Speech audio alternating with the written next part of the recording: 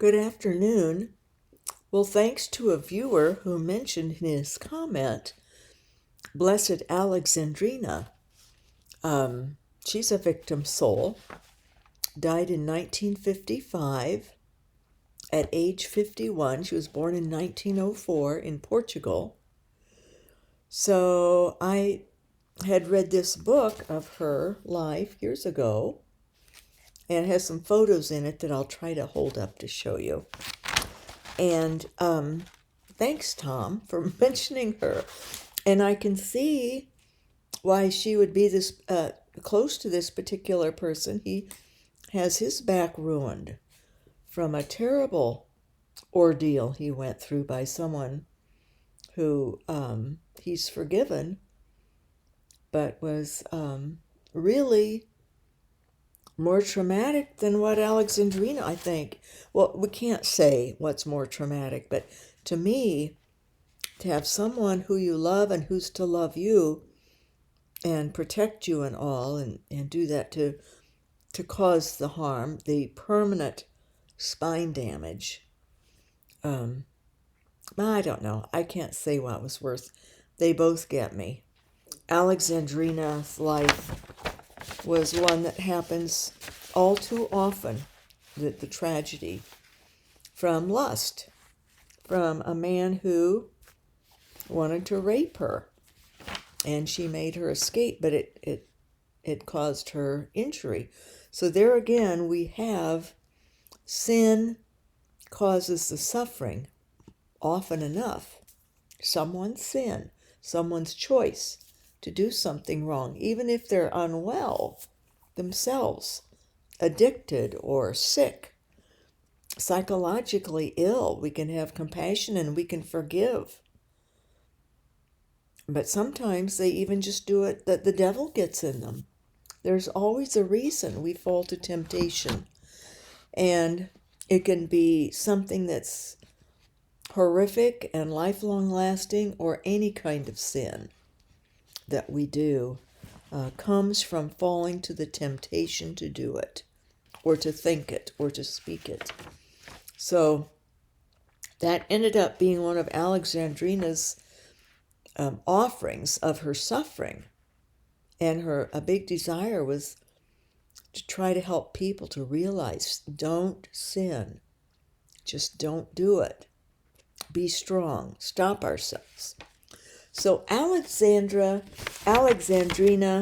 Maria de Costca was born on March 30th, 1904, and died on October 13th, which was about the 38th anniversary of Our Lady of Fatima, of the final message, of the dancing of the sun in the sky.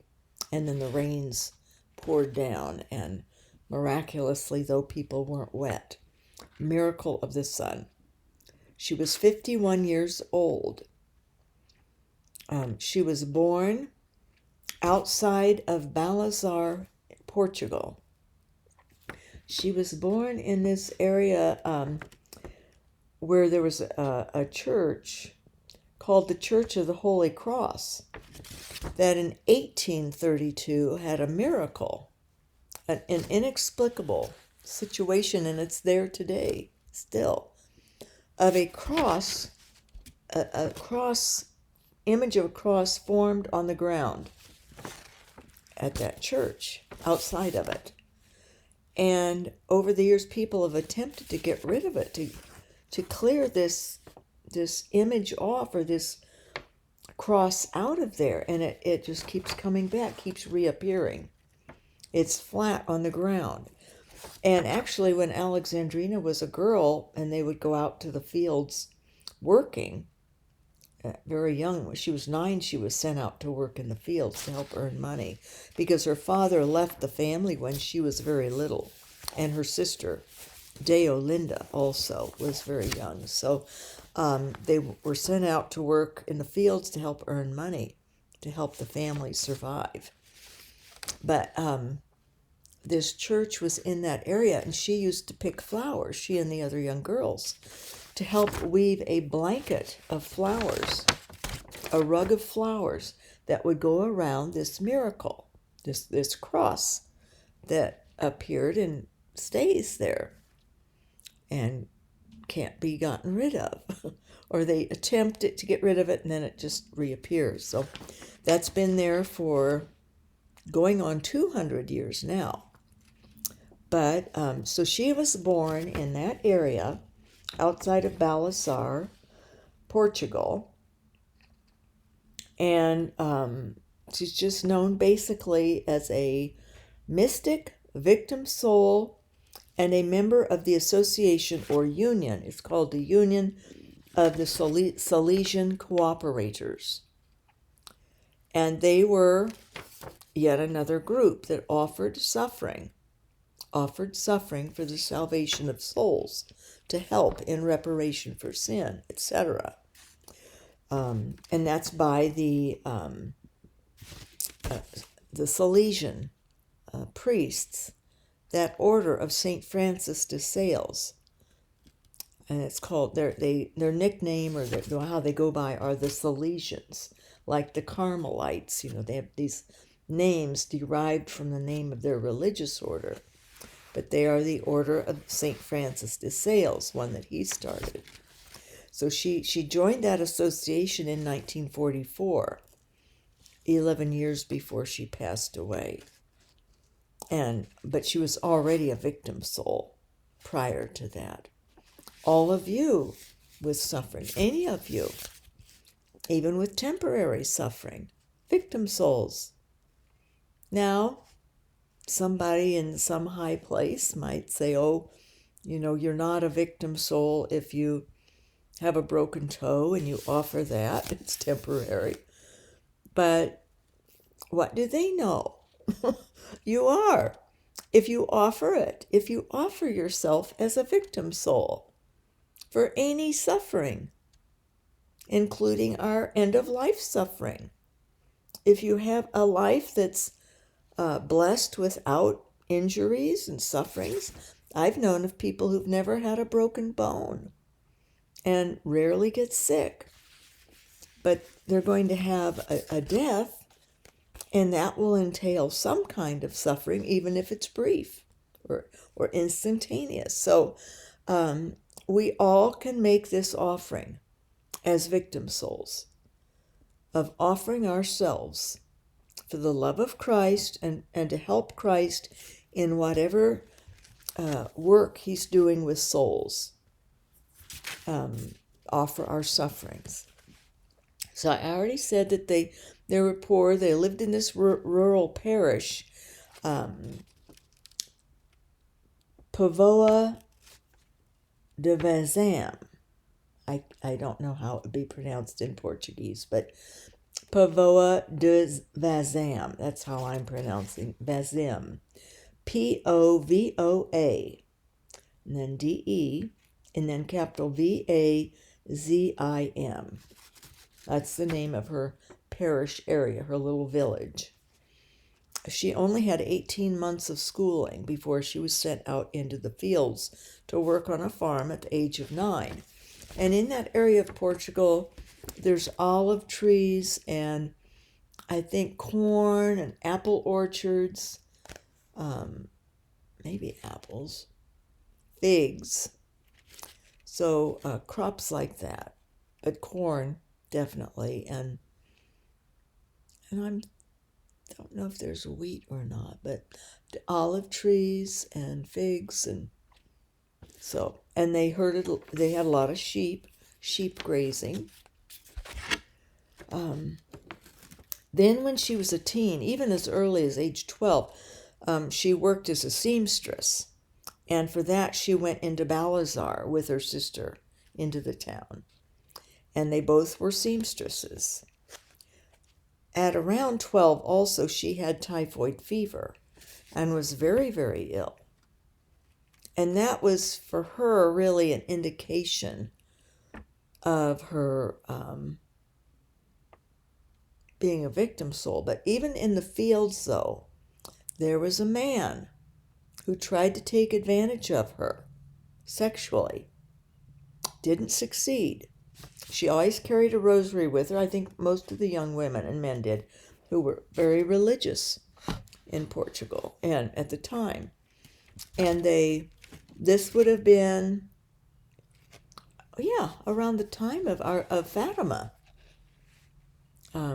She was born in 1904, so when she was 14, that was 1918. That was the time of Fatima. And they were familiar of that going on. But she had a rosary, and she held the rosary and prayed. And that protected her from this farm employee taking advantage of her sexually and assaulting her, essentially. Would have probably raped her then when she was even younger. But that Jesus protected her then. But then she got the typhoid fever, and her mother nursed her back and her sister back to health. And that's when she became a seamstress. But it was when she was 14 years old then, and she was doing the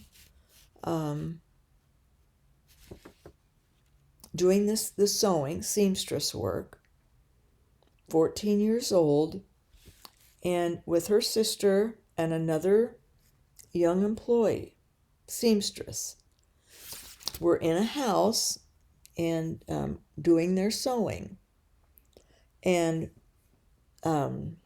this man from the farm, working in the farms, he with two other men broke into this house where Alexandrina and her sister Deolinda and this other girl, were in there sewing. And they tried to barricade to keep these men out, because they knew when Alexandrina looked out an upstairs window and saw this man out there, she knew he was going to attack or try to attack again. This was about 2 years after he had tried it out on the fields. But this time, her sister Deolinda and this other young woman, they escaped, ran for their lives. But Alexandrina was in this upstairs room sewing, and this man got in there. They broke in through some window up high or off the roof, and in order to save herself, her option was to allow herself to be raped and possibly killed, or she leapt out the window. So she leapt out this 13 feet up off the ground, and it badly broke her back. She crawled back into the house in terrible agony. Of course, the men fled. Well, particularly this one who did the rape of her, or was going to. He did not succeed. In order to succeed, in order to save herself, that's why she opted to jump out the window, this upstairs window. And it's just horrific. And that changed her life from then on, obviously. And actually, she's good for me to remember in a flash. 11:22 p.m., August 22nd. It was the Queenship of Mary. That's when my life was turned upside down. But by drunk teens who chose to drink and drive. So Alexandrina, she was 14 years old. Her mother and sister and the rest of the family members extended would come and sit by her bed and pray for her to live and to be healed. And at first, Alexandrina, for several years even, she asked the Virgin Mary to please heal her back. She didn't want it. She wasn't fully bedridden at first. She could drag her body to the parish church. And she did every day. half crawling and, just dragging her body along. This broken back, once it healed, all deformed and painful. She would go and she would pray, all hunched down. The parishioners were really amazed seeing her there praying at length, all hunched down, this young girl. By the time, I think she was 19 or something, she was bedridden. That was it. And it's really just, when those of us who have had very, very painful ailments, just to comprehend her suffering, for me to comprehend her suffering just seems horrific. For years I was able to be up and keep going, not up all the time, but able to get to the grocery, take care of my children. Not always able to get to the grocery, but somebody would always go for me. I had many people helping, family and non-family, old friends from childhood, even older people, parents of my friends that I grew up with or from church would take my children to where they needed to go, or bring us food, or come visit, or it's just really wonderful for me. And Alexandrina, her life was just horrific pain. Well, mine's pain, yours is pain, many of yours is horrific pain. We're on medication, but we're still able to get out of bed. And those of you who cannot get out of bed, you can really relate with what she went through. There she was, this young girl, and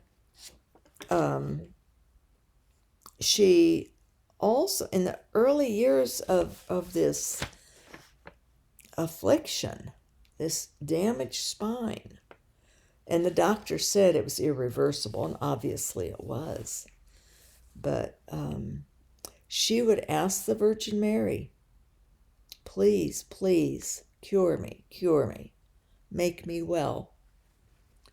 And she would even bargain, if you'll make me well, I will become a missionary.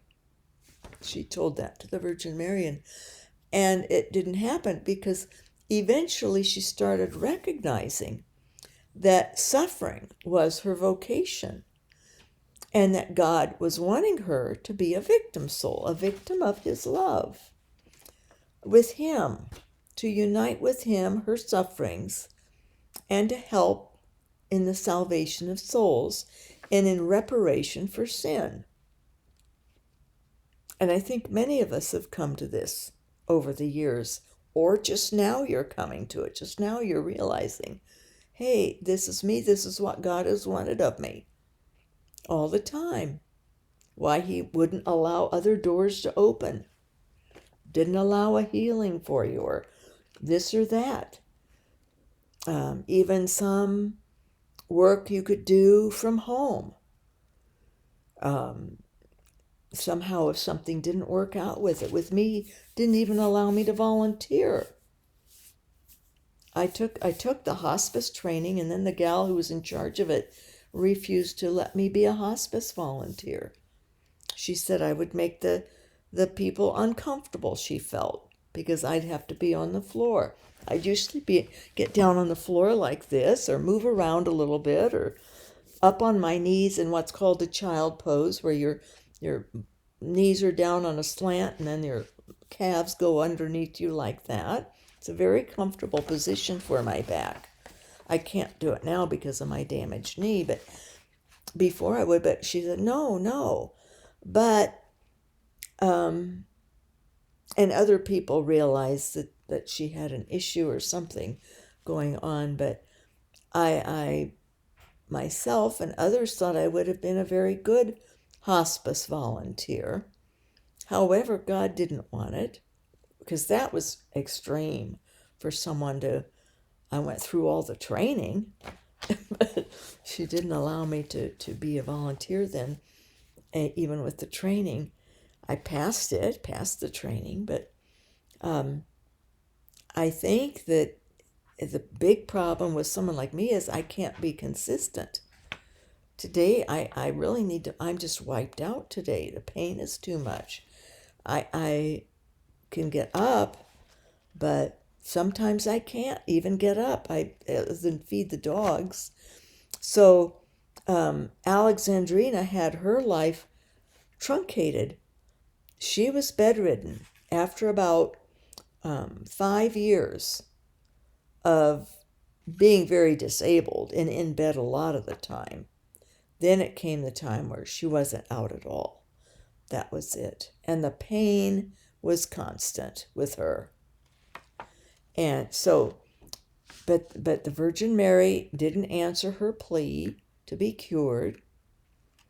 And if you all are in the same boat, there's a reason for that. Well, what's the reason? Alexandrina realized it, just as I realized it years ago. It took someone explaining to me victim souls. A priest said, you're a victim soul. But I wouldn't have known, but I knew I would have known in some other way. And I knew definitely when I started reading Josefa Menendez's story of her life and her victim soul life, and Alexandrina's years ago, these victim souls, then we start to realize that is our vocation. Suffering is the vocation. Suffering is what Jesus wants us to be doing in this life. All kinds of suffering, as I've talked about before. But gradually the paralysis took over. And she was left bedridden from April 14th of 1925 onward. So let's see, she would have been 21 years old then, because she was born March 30th. She would have been just 21.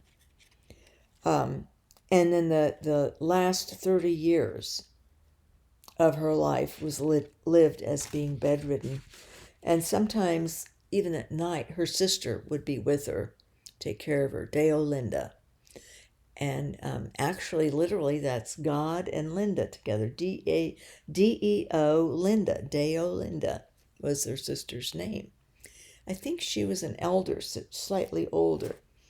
And Alexandrina would fall asleep, part on the bed and part like with her head on the lap or her legs on the lap of her sister. Her sister would be up all night with her suffering. So her sister would be what I would call a supportive victim soul.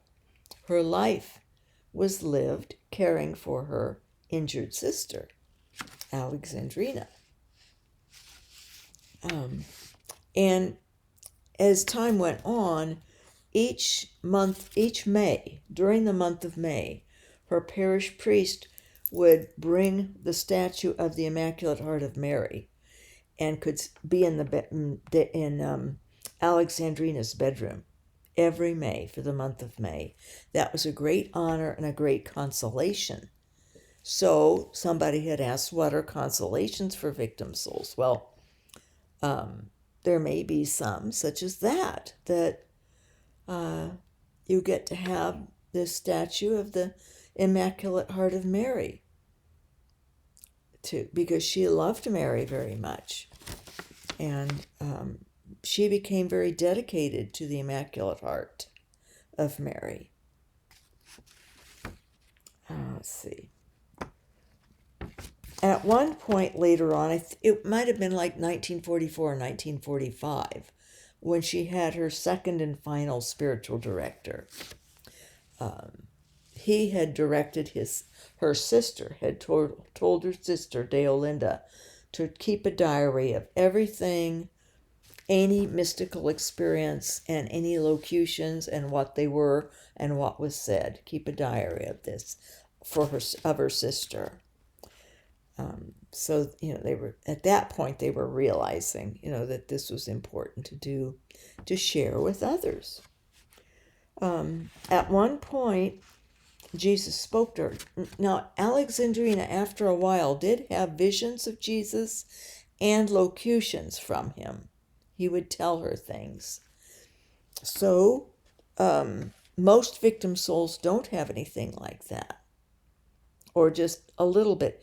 And I think sometimes the reason is, so if we have temporal means of knowing these things, God doesn't need to go to extraordinary measures to tell us then. I had a priest explain victim souls to me, the first priest I went to, when he recognized and said, well, you're a victim soul. And then explained what it was, gave me a book to read, the Way of Divine Love by Josefa Menendez, told me about her life. And he rather expected, though, that more would start happening with me, more mystical experiences and things. He sort of wanted that. I've mentioned that in another video.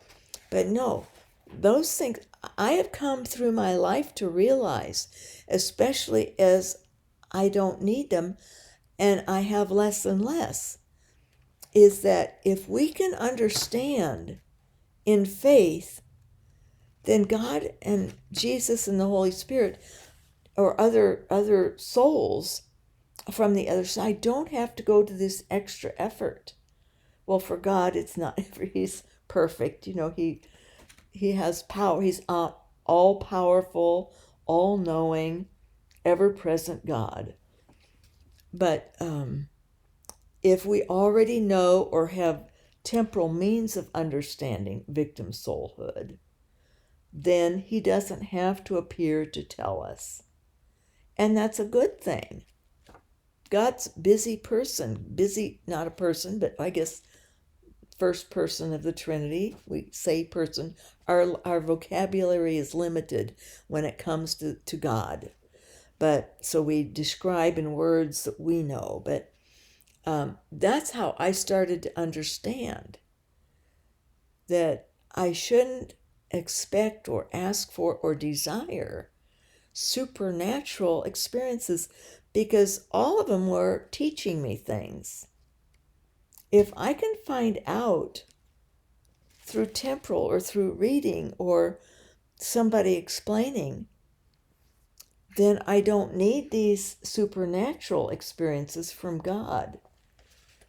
And it seems like it's a charity, a good thing, to do our own study, our own finding out, or paying attention to things, and even to inner listening, so that the least that God has to do to explain, but Alexandrina didn't know at all.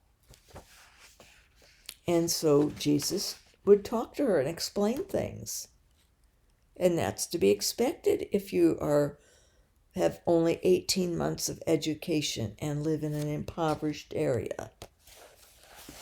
So it makes sense that the more we can cooperate with God and pay attention and understand, do some reading, do good inner listening, notice details around us, then we'll know these things without needing God to do miracles to have us find out.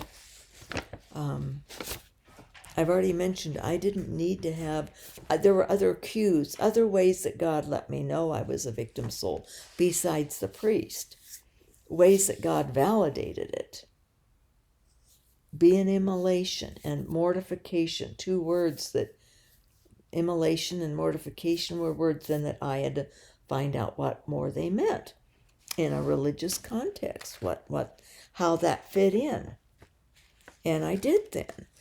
And so with you guys too, we really shouldn't expect or need the supernatural. Most of us have very little supernatural. We have the glory of God. We're in God. We remain in His love. We abide in God. He remains in us. His love remains in us. He is love remaining in us. So we can understand and grasp, and then just move into doing our victim soul work. We don't need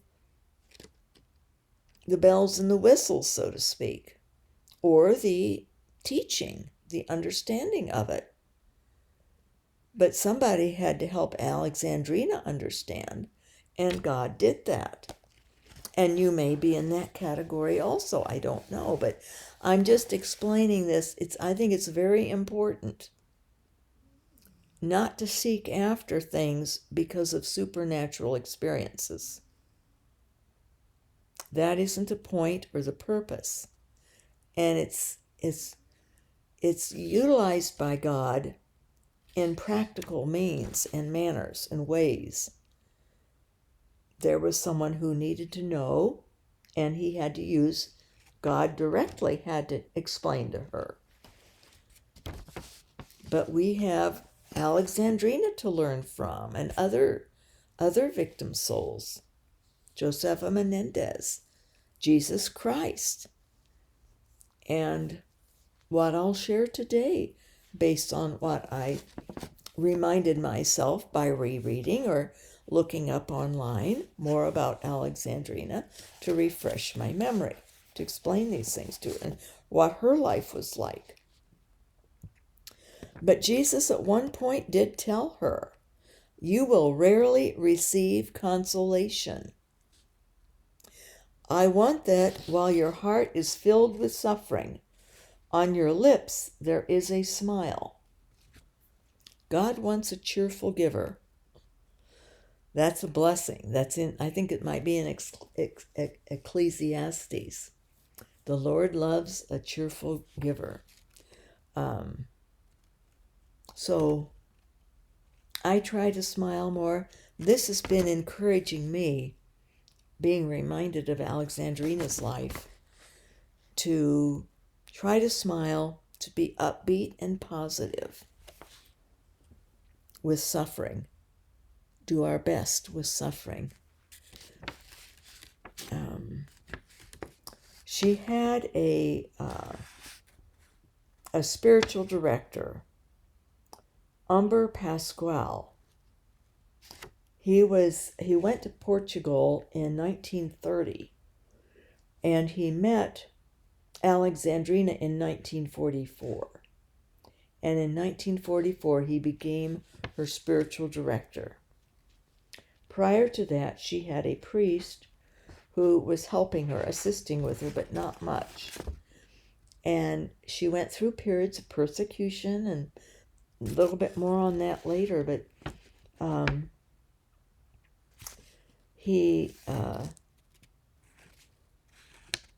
this spiritual director came to help her in 1944 for the last 11 years of her life. He assisted Alexandrina. And he had a spiritual director beforehand, a Jesuit priest. But he grew dim on her, and as did others. She went through not just the physical suffering, but like many of you have and I have, persecutions of other types. So she had doctors who were doing testing on her, doubted her suffering, mistreated her, were cold to her, abrupt, treated her unkindly, did not trust her. What was she doing? What was she pulling? And that was very hard. And she was a young woman at that point then. But yet she still tried to be pleasant and to smile, have a good disposition. But then came this second spiritual director who did not abandon her then. But the first one did. Things went along okay for a while with him. But she realized that his name was Mariano Pinho. her own spiritual director, her first spiritual director and priest, and several Portuguese bishops wrote to Pope Pius the Ninth. The Ninth, and to complain and to suggest that this wasn't right. So, that they had misgivings about Alexandrina and couldn't trust these experiences she was having, this suffering. And finally, it got to a point that the Archbishop then of Brazia wrote a circular letter putting his foot down on things regarding Alexandrina. A list of things that you were supposed to avoid and not talk about and not be involved with, because they were doubting her.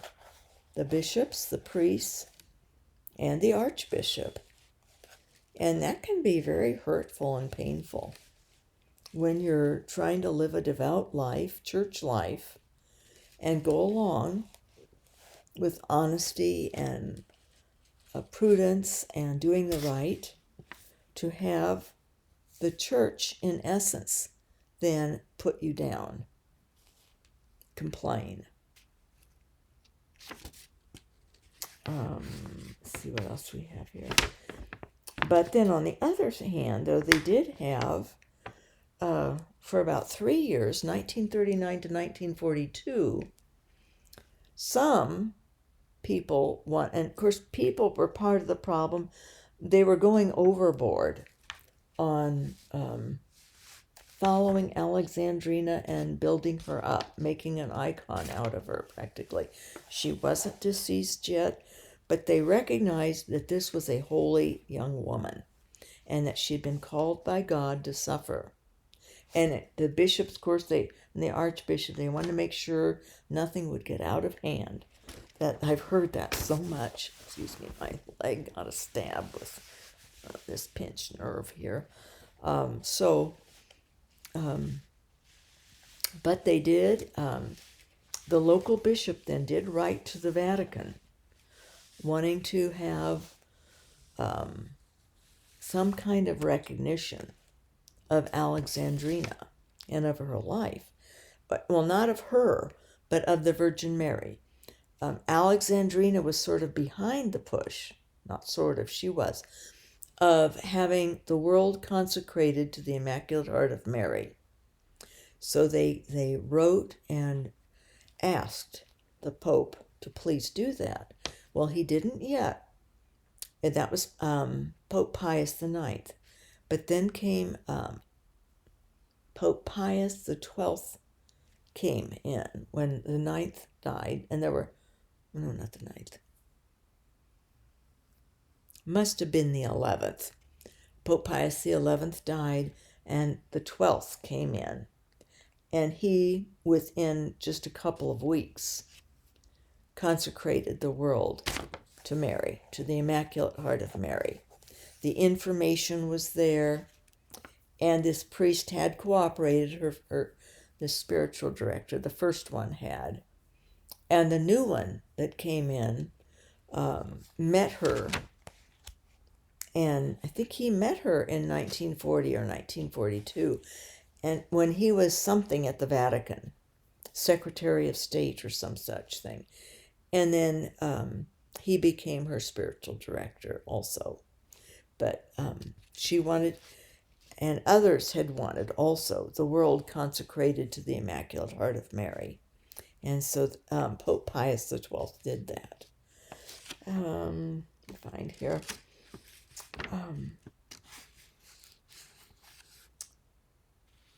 So she had the persecution by parishioners also, people doubting, and of course there would have been envy.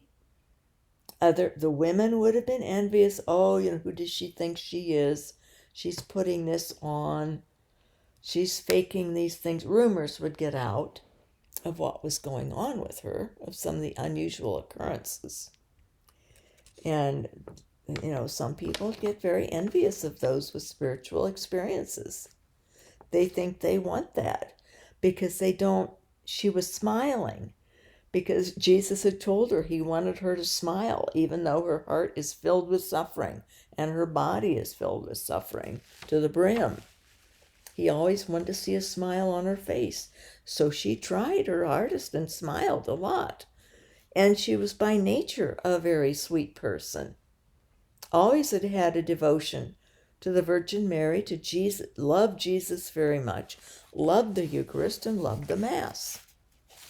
So, and that's how we all are.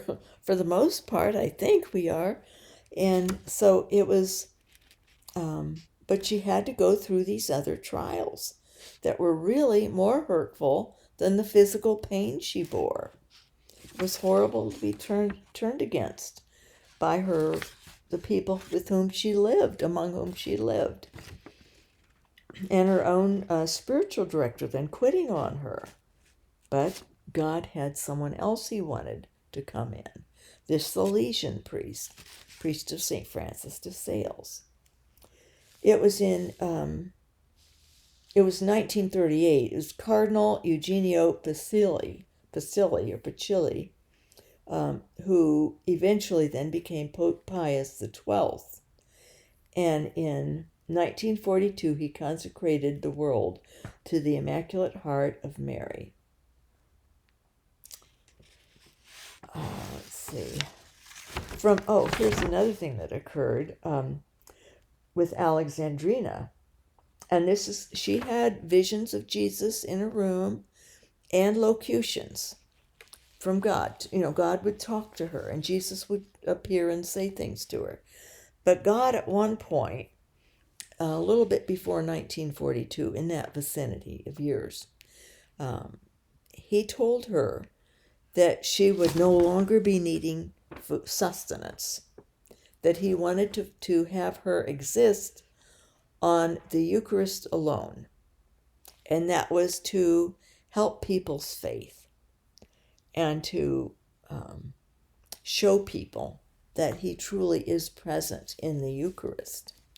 So sure enough, and I have someplace the exact day it happened, but she no longer, from 1942 to 1955, she did not rely on food anymore or drink.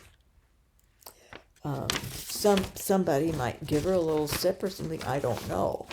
But from what I'd read and in the book, she was had anedia, I-N-E-D-I-A. I think that's what it's called, where you do not require food and you can exist on a consecrated host. So that she was brought communion daily, and she also, no water passed her lips either. No food, no water. She needed no sustenance other than the Eucharist brought to her. Her weight, though, she did have a consequence, a reaction, and she did not do that on purpose. God foretold her that was going to happen, that she would no longer want to eat or have need to eat. She had no urge, no hunger pangs. She dropped down to 73 pounds, though. She was very thin. But she lived to be 55 with all that back injury, so that was really quite a lot. Amazing. So, let's see. It's that part. The more that she started to understand that the Lord wanted her to be his victim, the more willingly then she embraced it. Our Lady has given me an even greater grace. First, abandonment, then complete conformity to God's will. Finally, the thirst for suffering. That's what she wrote. She also understood that she was to help others open their eyes to consequences and effects of sin. On October 3rd, 1938 to March 24th, 1942, she had 3 hours of suffering Jesus' passion each Friday. That was for 3.5 years. she suffered the passion. And during those 3 hours on Friday afternoons, it would only happen on Friday afternoons and it would last 3 hours. Her paralysis was suspended. And her body would move and be like stretched out on a cross. Or there's photos of her in here being in a position where she was being scourged. She would feel these things and experience them in ecstasy. And she could move her body and stand up and lay down, do all these that she could not do when she wasn't in that ecstasy. So it was a truly supernatural event.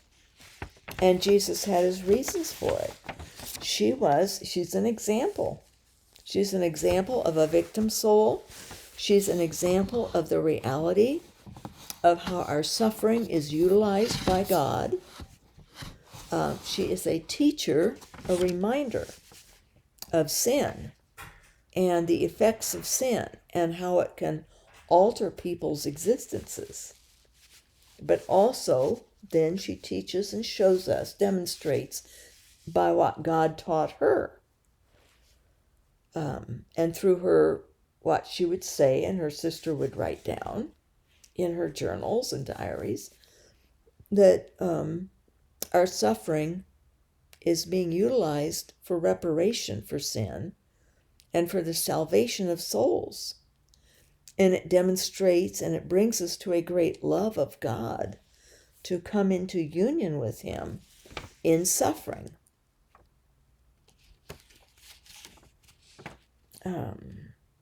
So I've already mentioned these things that she was given, these graces she was given by the Virgin Mary: abandonment, complete conformity to God's will, and the thirst for suffering, a desire to suffer. Then it came down to that. Went through the part of the passion. She also experienced temptations. Many temptations, many assaults of the devil.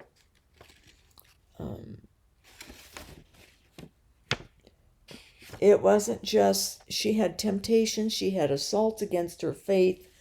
She had doubts about her faith, about the church during this time of her 30 years of suffering, or more than 30 years. She would go through phases just like we do and question things and get discouraged, but she never lost faith. She kept her faith. The suffering kept her riveted. And she was also physically injured by the devil at times. He would taunt her and tempt her and cause her bodily injury. I had already mentioned the persecutions that she had to bear. The human misunderstanding by those she most expected would help her. That was also in the members of the church and the church leaders. Priests and bishops had investigated her and put out this letter, the circular letter, posting all the things that they disagreed with and sort of edicts. People were not to go and talk with her or to consider her anything special, go through the Inquisition a little bit on these things. And, they don't want anything in an uproar. And in all fairness, this can be for a good reason, because we people can get out of control. I have seen this happen when people, a rosary chain would turn gold, or get real carried away with outer experience stuff, or rumors would start around. If somebody had stigmata or whatever, oh my. And maybe they did, maybe they didn't. But people can take things too far. And oftentimes it's nothing. but rumor. And so the priests, the bishops, the archbishops, they do have to keep a tight rein on these things, because it can get really out of control, and the devil can get a good foothold in someone and start manifesting things that are imitations and really throw people off the narrow path of Christianity. But that was part of what happened. But she was so genuine and clear and simple in all of this. It was all truth for her, for Alexandrina. But she had to be kept toned down. Not that she was out of control, but the people around her had to be kept, in caution. Be careful. Don't get carried away. We don't know for sure yet. It takes years and years. And like I've said before, even with books I read, I like things that are old, especially if it's going to be anything with spiritual direction or by a person that I could otherwise really admire and think, oh, this person's great. I need to make sure that they've been tried and proven over centuries, because I got duped. I got sort of sucked in on that myself with somebody who is a beautiful writer and has some very wonderful books, but went off the narrow path toward the end. And other people would just go right off it with him. And they did. Some of them did. So, but it was still, if you're the object, and she hadn't done anything wrong, she hadn't brought attention to herself or made any great statements of doctrine or anything of the type. But they were as if, curtailing her or negating her. Pay no attention to this situation going on. Don't go stand out in front of her house. People will do strange things. People, when they think something supernatural is going on, or that a new saint has come to our town, and then rumors can fly. So it just best to sort of go with the very even-keeled flow.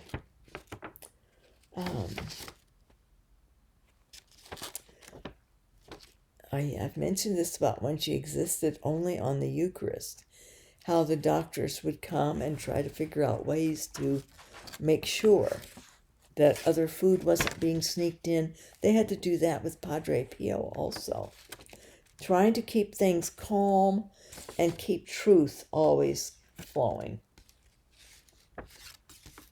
Let's see what else we have here to read to share.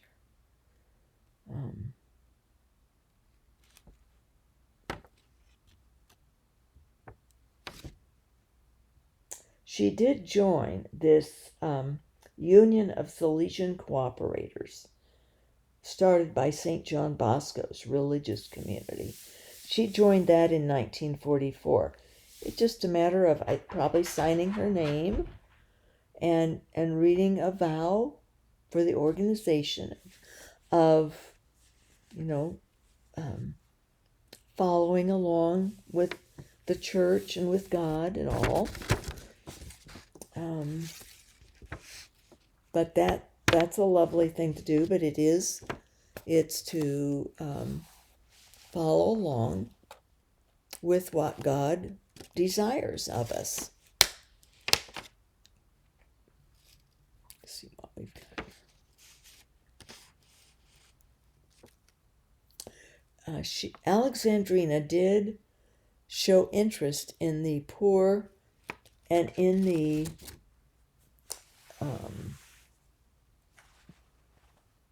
well, I guess I won't get into that part of it. She still was very interested in the poor and in those who sought her spiritual counsel. She was very dedicated, Alexandrina was, in talking with people and helping them with their spiritual lives. This is what she had written out. She wanted to put on her tombstone, and I think it's on there in this town in which she's buried. She has this on her tombstone. Sinners, if the lust of my body can be of help to you, come close, walk over it, kick it around until it disappears, but never sin again. Do not offend Jesus anymore. Sinners, how much I want to tell you. Do not risk losing Jesus for all. Do not risk losing Jesus for all eternity, for he is so good. Enough with sin.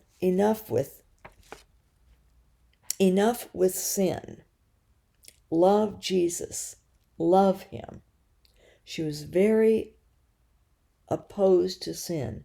She wanted us to stop sinning and to let sin stop when we die or stop before. She wanted it to stop, period. Her last words were, I am happy because I'm going to heaven. A very beautiful project that she was invested in her whole life, from age 14 on, being a victim soul. She recognized, just as we are, this is our vocation, if it is yours, if you have suffering, and if this resonates, if the Holy Spirit is reassuring and giving you little signals that you understand that this is our vocation, to suffer for the salvation of souls in union with Christ. So her last words, I am happy because I am going to heaven. Let's see if we have anything else here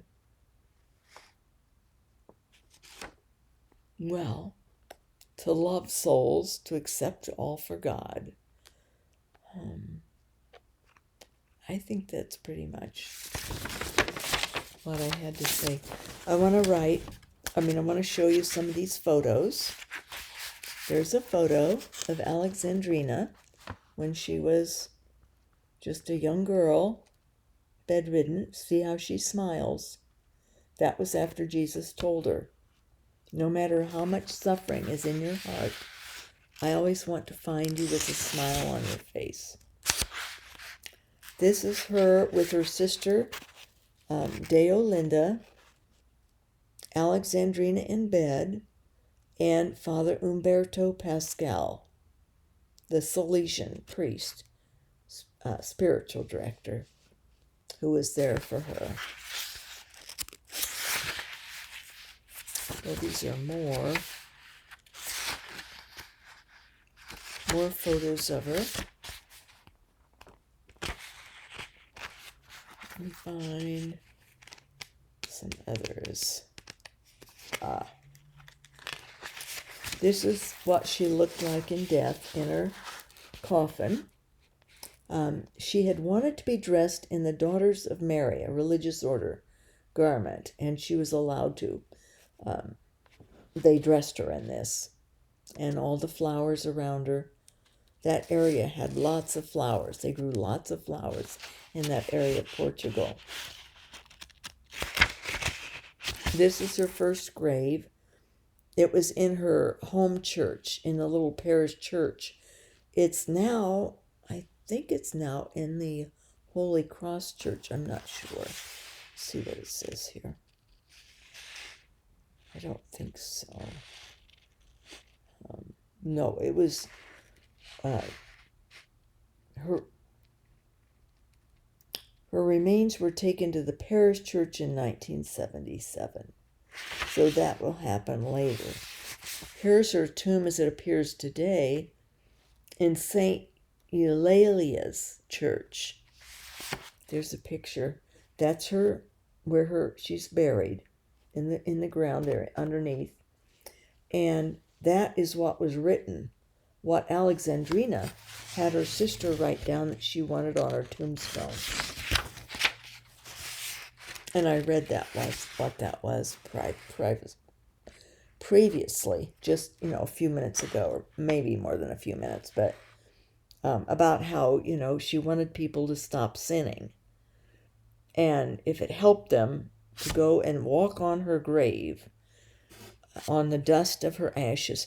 And she did, after death, she had this, another supernatural thing happened. God had happened. Her body decomposed rapidly into ashes. It just transposed into ashes. It was an abnormal, very abnormal. There was no cremation needed. They weren't going to cremate her, but that's what happened.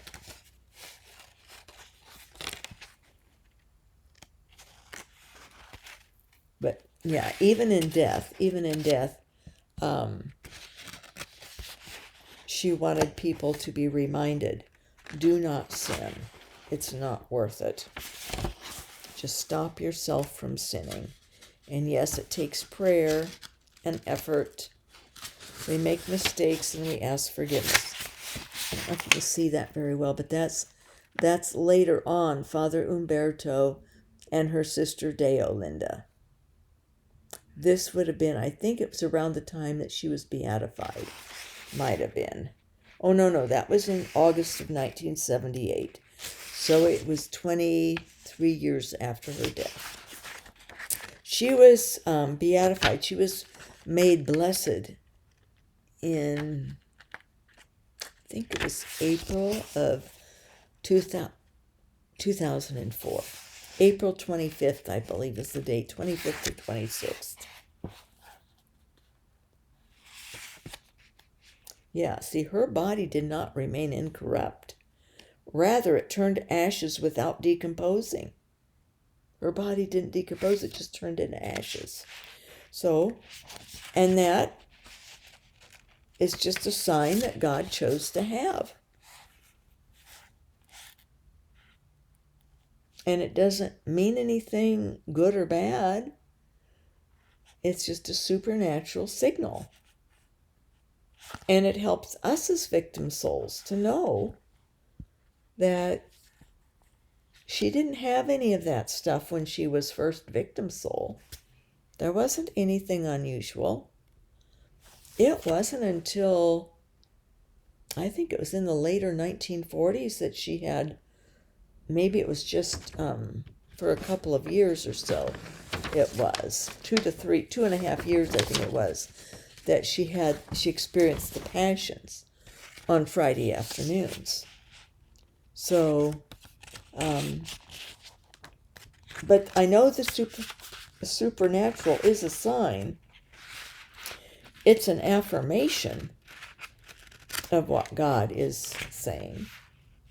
Now, here she is at 1948. 11 years, which picture that? This one here. No, this one. 48 was just 7 years before she passed away. There she is in ecstasy. Somebody had written in a comment asking me, what did I look like when I was in ecstasy? Well, from what a friend, they were a couple, man and wife, told me, I just look like I'm deeply asleep. That's what she looks like, just deeply asleep. That's how you look like in ecstasy. Now, some people, maybe they'll be so relaxed their mouth will drop open. I think I did have things like that happen now and then. Or I would even have drool come out because you lose control of your faculties. But, and there's no one there, you're left alone, really. People are sort of freaked by anything different like that. But we just had that picture in the front. This one, though, well, this was when she became a Salesian. The picture there. And by Salesian, she was in that association. The union of Salesians who were victim souls, essentially, who were offering their sufferings for the salvation of souls and the reparation for sin. But also, the Salesians Association was to help youth they also made their offering of suffering to help with youth, for the uplift of youth. Because that was very important to them. The young people who's going to be coming up in the church to keep the supernatural situations not out of line of what we can get carried away with that kind of stuff. It's a minimal aspect of it, but yet it does captivate us. And even if it happens, it's best not to dwell on it yourself or go around talking. People get envious, they get bothered by it. Here she is.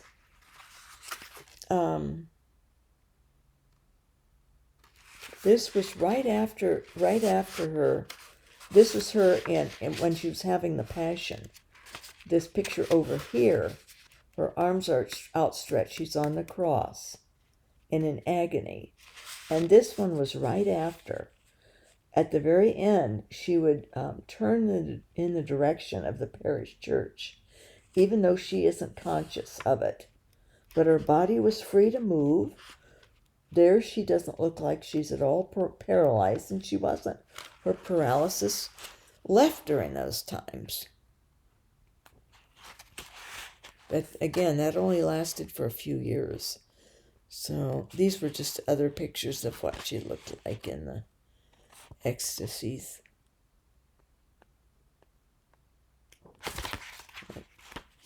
Can't find any more pictures. Here she was in ecstasy again, just looks like she's asleep.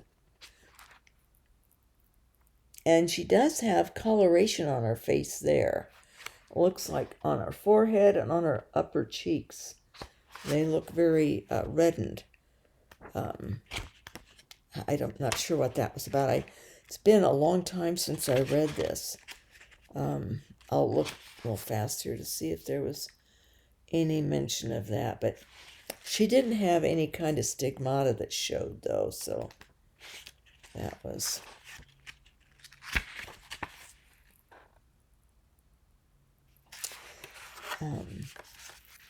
This was in 1935, when she was about 31 years old. She's holding a little flower there.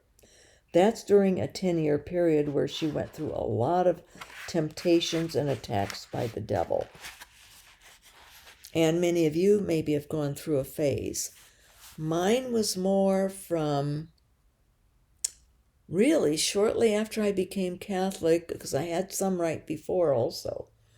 I had some in 1986, but more from, we'll say, 95, 96, well, into 2007. And there were different types of attacks, physical things, as far as manifestations of things, but a lot of the devil using other people to cause me troubles or hassles and stuff. So you can pretty much expect that when you offer yourself and offer your sufferings. It's practically as if the devil is egged on. Like, no way are you going to slide by me. I'm going to create so many upsets in you that you will get out of this church or be upset and lose your faith. And I will say that actually the ecstasy period for me during Masses, until I realized, maybe God didn't want me in the parishes. And I realized, well, the early hermits who I try to follow more of their life, as far as how it's managed, they weren't in parishes. They weren't involving in church activities and things. So that whole period, though, was very discouraging for me. the sufferings I went through due to that ecstasy, being outright really run out of parishes directly.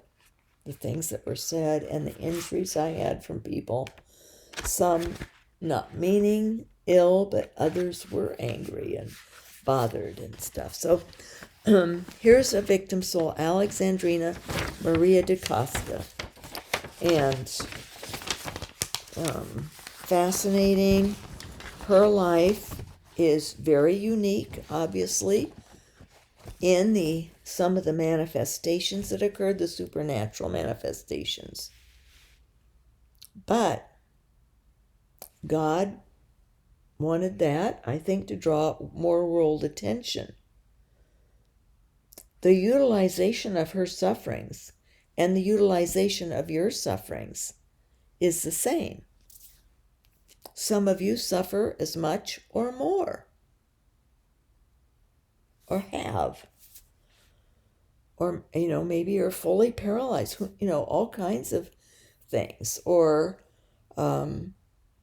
terrible, painful things in your personal lives, relationship-wise, that happened, or losing children, or a spouse, or things that were grievously upsetting, violent crimes, who knows what all. Spiritual sufferings can be the worst, I think, because it's God and the church, and you go through this tremendous turmoil. But the suffering that we offer is as pure and as powerful as someone who has mystical experiences like Alexandrina did. It's all utilizable by Christ. It's helping make reparation for sins, ours and others and people we don't know. And it's timeless, past, present, future, because God is outside of time. It's utilized in a timeless way. And it's helps with salvation of souls. We have no idea. Maybe sometimes you'll be shown something. Maybe once or twice. That's probably to build up our own faith. So that because every now and then you could probably stop and say, is this real? Or is this just from me? Am I making this up? Or is this lady in the video making all this up or something? The devil will twist with our minds, play games with us, and mess up our thinking, cause lots of doubts. And it's okay, work through the doubts. We can say, and of course the devil hates it when we do, but thank you for these doubts, because after the doubts, we have greater faith. Doubts will cause us to research more, or to pray more, or to ponder more, to understand something, or to find out the reality and the truth. There's lots of victim souls out there whose books are written, and there's many, many more of us whose story will never be known, and we don't have any major supernatural things to discuss. And though you saw all these photos, see, that's what interests the writer. That's what probably sold this book more. People are drawn to the quinky, but the supernatural stuff, the oddities, but the base of victim soulhood, the purpose of it, the worth is there regardless.